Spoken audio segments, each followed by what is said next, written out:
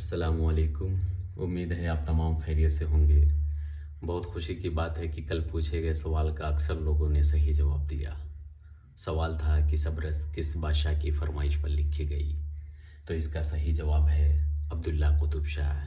جی ہاں، عبداللہ قطب شاہ، جو کہ قطب شاہی سلطنت کا 7واں بادشاہ تھا۔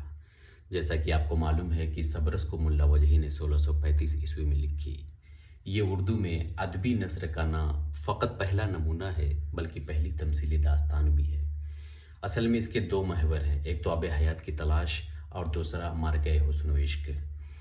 اس کا اصل مقصد تو آب حیات کی تلاش ہے، لیکن زیادہ تر فوکس حسن و عشق کے بیان پہ کیا گیا ہے۔ کرداروں کی بات کریں تو عقل ہے، حسن ہے، عشق ہے، نظر وغیرہ اس کے مشہور کردار ہیں۔